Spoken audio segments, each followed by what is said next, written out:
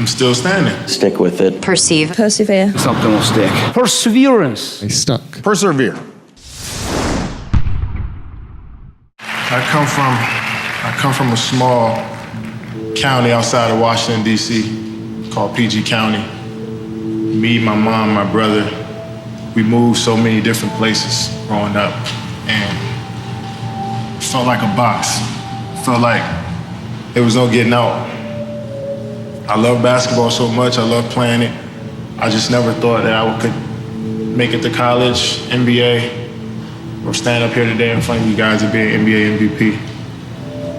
So many people believed in me when I didn't believe in myself. So many people doubted me and motivated me every single day to be who I am. I failed so many times and got back up.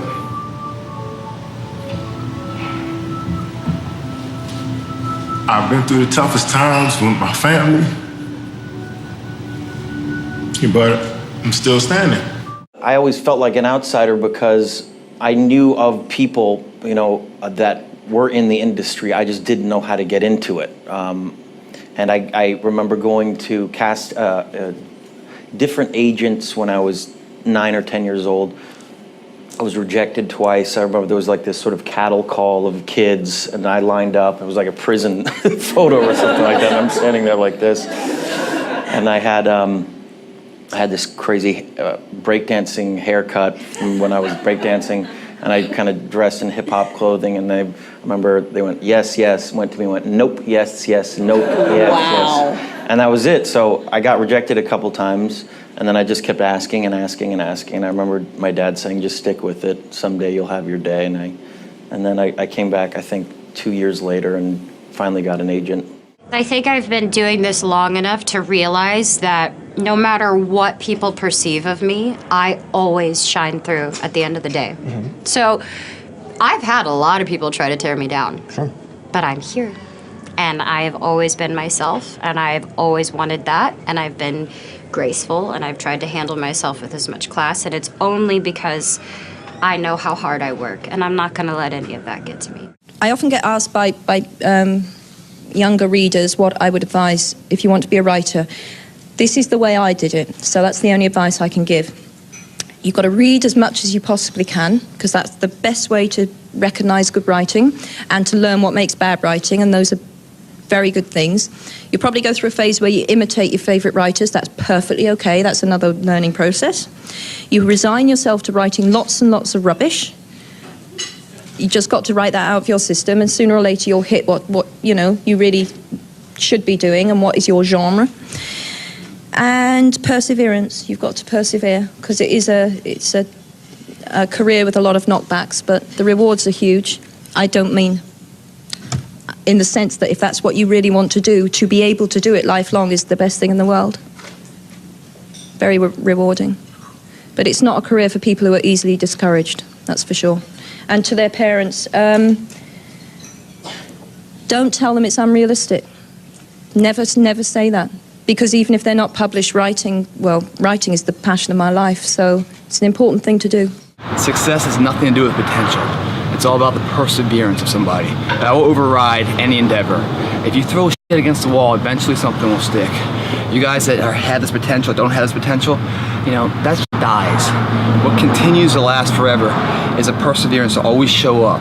That's what champions do. Every single champion is the same as every ordinary person. The only differential is that they show up to the event every single day. They see failure as a learning curve. They welcome failure. You learn more from failure than you ever will from success. So showing up and getting knocked on your ass, finding the intestinal fortitude, stand back up and re-face that endeavor is going to be the overriding factor that makes a difference. How do you know when you're doing those things? The small things in life add up to those big monumental things. When I say the small things, it's a character building block, that your name means something. You hold value to your name. If you drop trash on the ground, you pick it up because that's your responsibility. You hold value to yourself.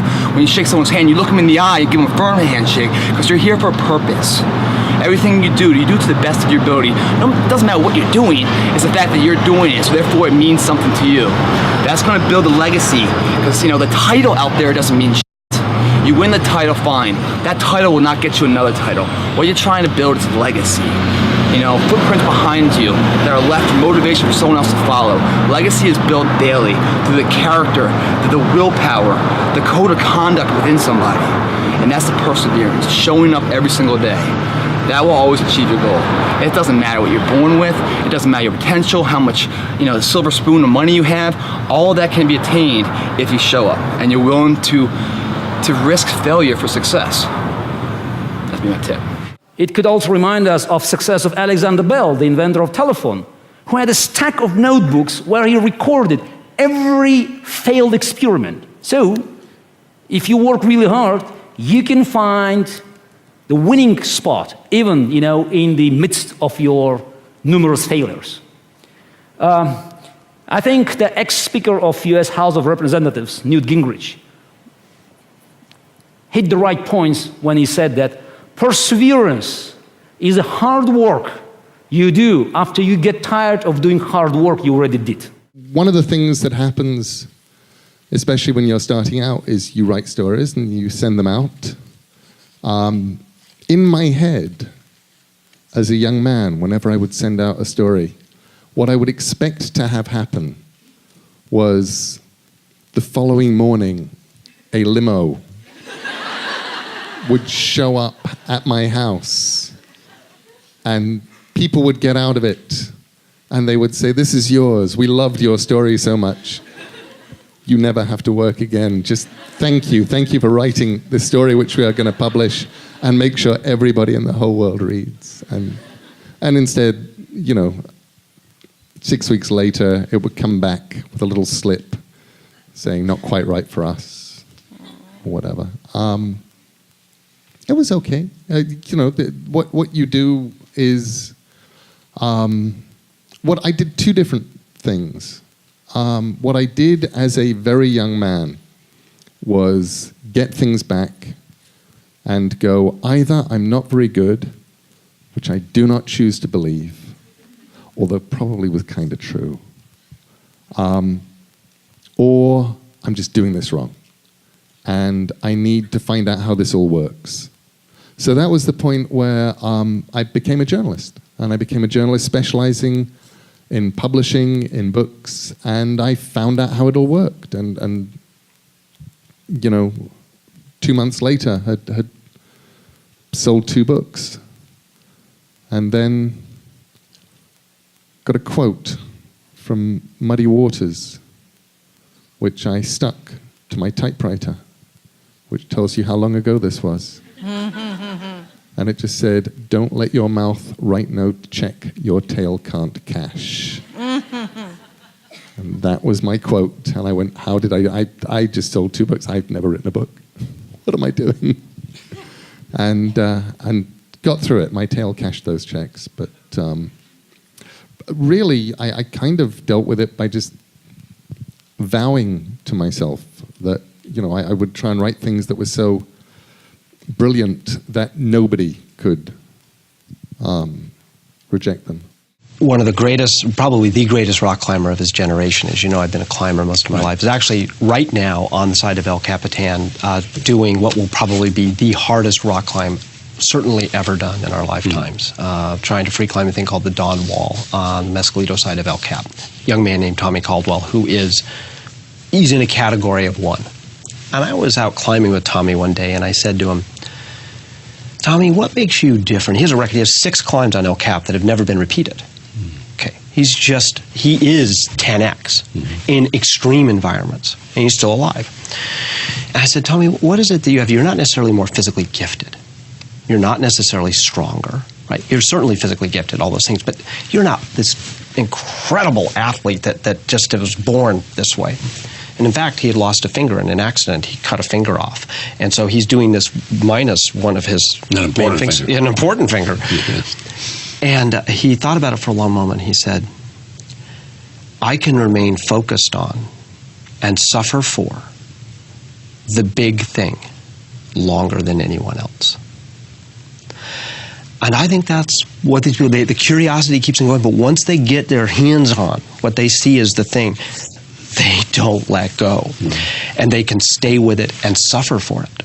Persevere. Nothing worthwhile is easy. No one of achievement has avoided failure, sometimes catastrophic failures. But they keep at it. They learn from mistakes. They don't quit. You know, when I first arrived on this campus, it was with little money, fewer options.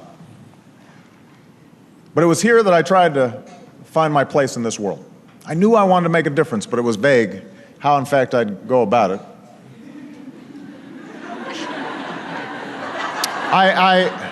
But I wanted to do my part, to shape a better world.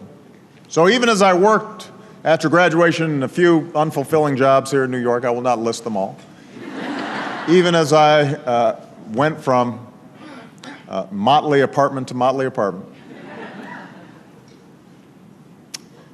I reached out and I started to write letters to community organizations all across the country. And one day, a small group of churches on the south side of Chicago answered, offering me work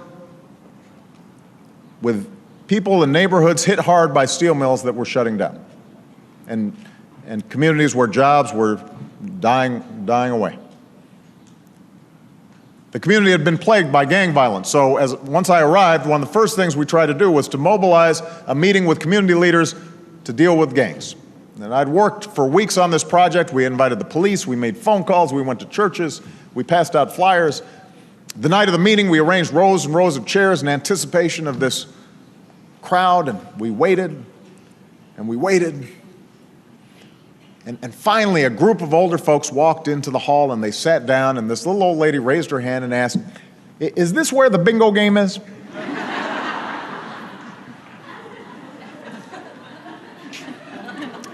It was a disaster. Nobody showed up. My first big community meeting, nobody showed up. And later, the volunteers I worked with told me, that's it, we're quitting. They'd been doing this for 2 years, even before I'd arrived. They had nothing to show for it. And I'll be honest, I felt pretty discouraged as well. I didn't know what I was doing. I thought about quitting. And as we were talking, I looked outside and I saw some young boys playing in a vacant lot across the street. And they were just throwing rocks up at a boarded building. They had nothing better to do. Late at night, just throwing rocks.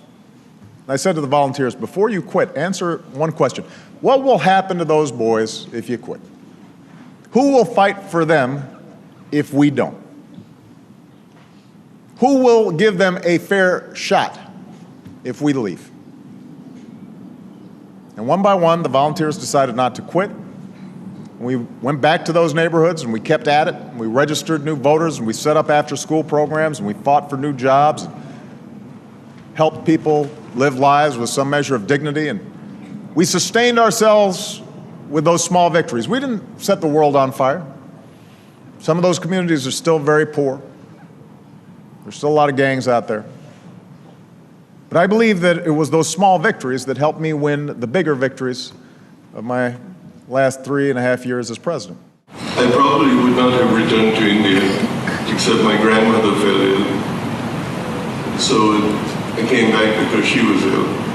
Had I stayed in the United States, my life probably would have been very different.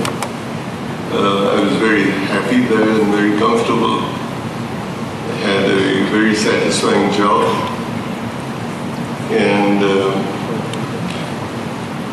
when I came back here, I mentioned the first 8 years were frustration.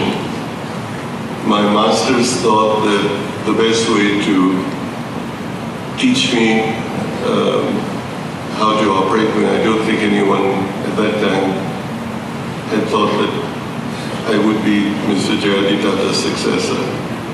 So I was on the shop floor, shoveling limestone, working the furnaces, and I kept asking myself, why am I doing this?